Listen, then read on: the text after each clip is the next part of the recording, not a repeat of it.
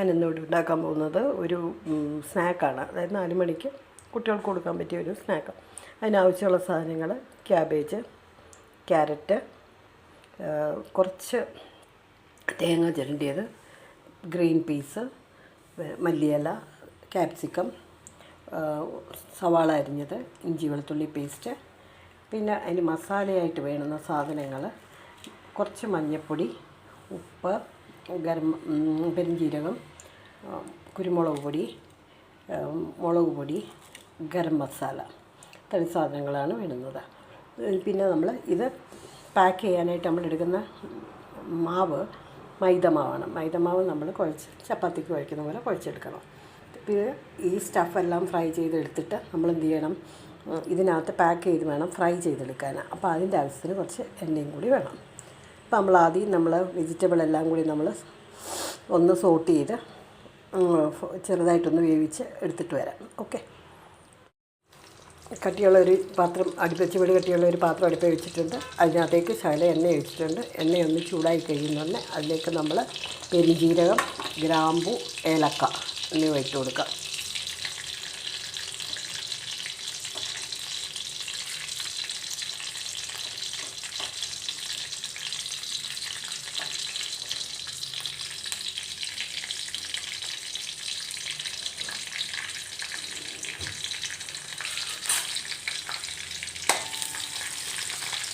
Just ഒന്ന് മൂത്ത് കഴിയുമ്പോൾ നമ്മളതിലേക്ക് ഇഞ്ചി വെളുത്തുള്ളി പേസ്റ്റ് ആഡ് ചെയ്ത് കൊടുക്കാം.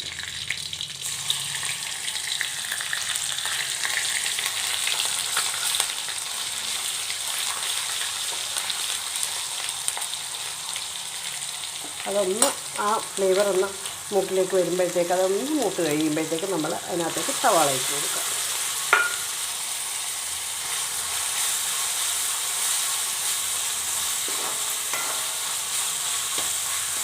അത് നല്ലവണ്ണം ഒന്ന് മൂത്ത് വരട്ടെ സവാളയൊക്കെ, എന്നാലേ ആ ഒരു സ്മെല്ല് കിട്ടത്തുള്ളൂ നമുക്ക്.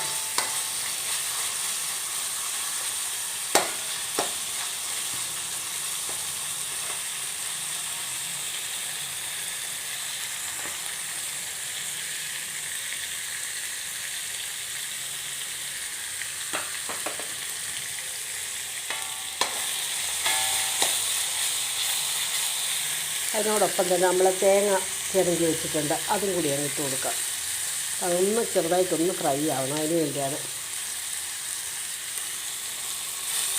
ഉള്ളിയുടെ കൂടെ അതുകൂടെ ഒന്ന് മൂത്ത് വരട്ടെ, ചെറുതായിട്ടൊന്ന് മൂത്തട്ടെ.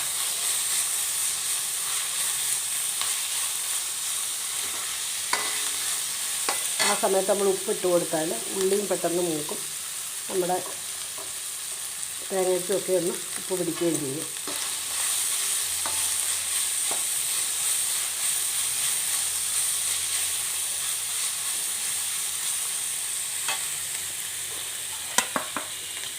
അത് കഴിഞ്ഞ് അതിലേക്ക് തന്നെ നമ്മുടെ ക്യാബേജ് അരിഞ്ഞ് വെച്ചിരിക്കുന്നത് ഇട്ട് കൊടുക്കുക. എല്ലാം പൊടിയായിട്ട് അരിഞ്ഞ് വേണം എടുക്കാൻ. എന്തൊക്കെ സ്റ്റഫ് ചെയ്യണേ വലിയ കഷ്ണമായിട്ട് അരിഞ്ഞ് കഴിഞ്ഞാൽ അത് സ്റ്റഫ് ചെയ്യുമ്പോൾ പൊട്ടിപ്പോകും. അതുകൊണ്ട് ക്യാബേജ് ചെറിയതായിട്ട് അരിഞ്ഞെടുക്കുക, ക്യാബേജും ക്യാരറ്റും.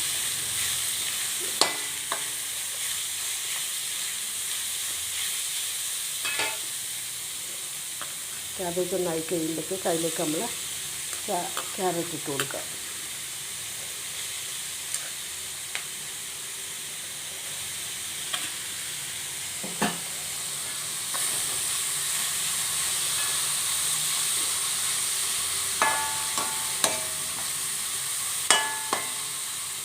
അത് ഏകദേശം ഒന്ന് ചൂടായി കഴിയുമ്പോൾ നമ്മൾ അരിഞ്ഞ് വെച്ചേക്കുന്ന ക്യാപ്സിക്കം കൂടെ അതിനകത്ത് ഇങ്ങനെ ഇട്ട് കൊടുത്തേക്കുക.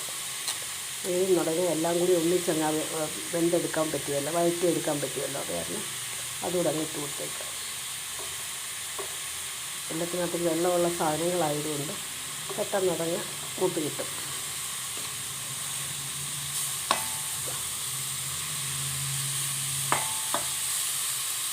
ഇനി ഇതിലേക്ക് ഞാൻ ഇടാൻ ഉദ്ദേശിക്കുന്നത് ഗ്രീൻ പീസാണ്. ഗ്രീൻ പീസ് ഓൾറെഡി ഞാൻ വേവിച്ച് വെച്ചേക്കുന്നതാണ്, അതുകൊണ്ട് അതിന് വലിയ വേവില്ല.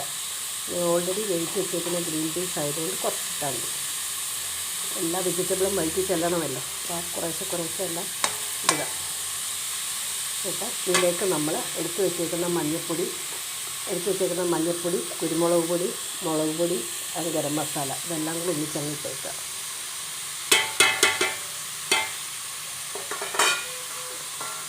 ഇത് നല്ലവണ്ണം ഇളക്കി ഒരു 5 മിനിറ്റ് അടച്ച് വെക്കുക. 5 മിനിറ്റൊന്നും വേണ്ട, ഒരു 2-3 മിനിറ്റ് മതി. അപ്പോഴത്തേക്ക് ഇതിനകത്ത് വെള്ളം വറ്റി ഇത് തന്നെ ഒന്ന് അവിഞ്ഞ് കിട്ടും. ഒരുപാടങ്ങ് വെന്തളിയേണ്ട കാര്യമില്ല. നമ്മളൊന്ന് അടച്ച് വെക്കുക. ഓക്കെ, അപ്പോഴത്തേക്ക് ഞാൻ മൈദ കുഴച്ച് വരാം. നമ്മുടെ വെജിറ്റബിൾ എല്ലാം അവിഞ്ഞ് റെഡി ആയിട്ടുണ്ട്. ഇനി ഇതിലേക്ക് നമ്മൾ ആ മല്ലിയിലയും കൂടെ അങ്ങ് ഇട്ട് കൊടുത്തേക്കുക. അപ്പോൾ പിന്നെ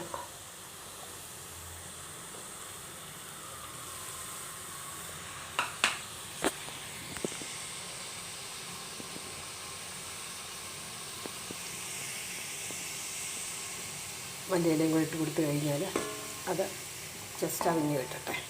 അതുകൂടെ ഒന്ന് അവിഞ്ഞ് വെക്കോട്ടെ.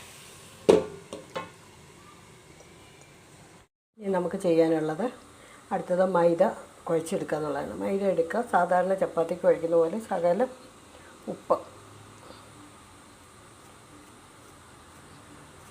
ശകലം ഉപ്പിടുക, ആവശ്യത്തിന് വെള്ളം ഒഴിച്ച് ചപ്പാത്തിക്ക് കുഴക്കുന്ന പോലെ തന്നെ കട്ടിക്ക് തന്നെ കുഴച്ചെടുക്കുക.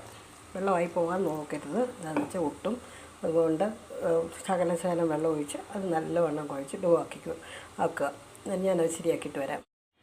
ഇത് ഞാൻ ചപ്പാത്തിക്ക് കുഴക്കുന്ന പോലെ തന്നെ നല്ല സ്മൂത്തായിട്ട് കുഴച്ചെടുത്തിട്ടുണ്ട്. ഇതിനകത്ത് വേണമെങ്കിൽ ശകലം സോഡാപ്പൊടി ഇടാം.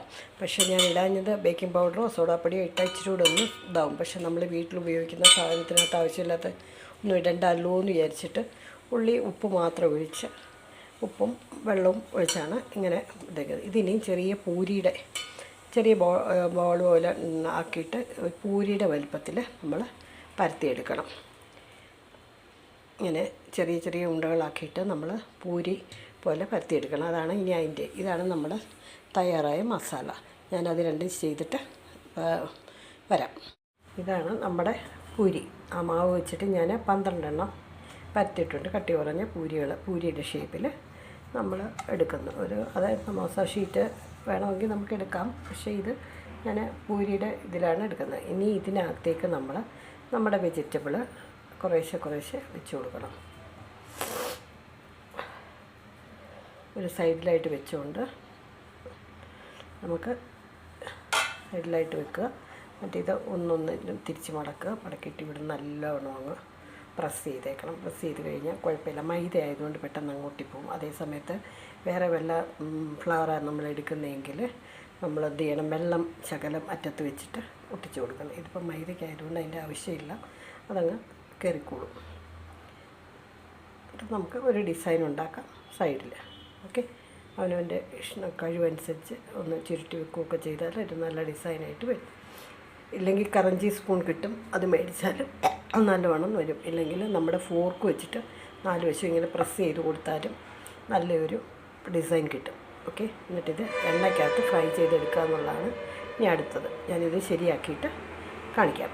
ഓക്കെ, ഇതുപോലെ ഞാൻ എല്ലാ പൂരിക്കകത്ത് ഇച്ചിരി മസാല വെച്ച് പാക്ക് ചെയ്ത് എടുത്തിട്ടുണ്ട്. ഇനി എൻ്റെ എണ്ണ ചീഞ്ചട്ടി അടുപ്പിൽ വെച്ചിട്ടുണ്ട്.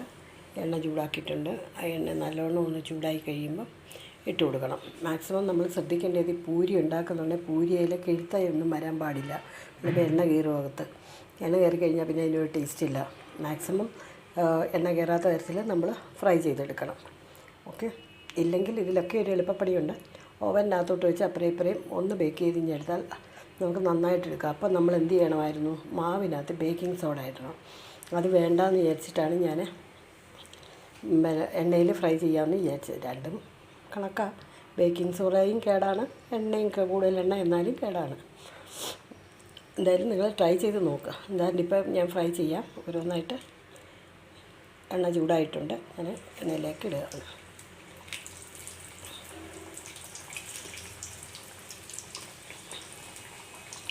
ഒരുപാട് ഇടാതെ 2 എണ്ണം മീനുകളാണെങ്കിൽ നന്നായിട്ട് തിരിച്ചും മറിച്ചും ഇട്ട് നമുക്ക് എടുക്കാൻ പറ്റും. ഒരു ചെറിയ ബ്രൗൺ നിറമാകുമ്പോൾ നമുക്ക് എടുത്ത് മാറ്റാം.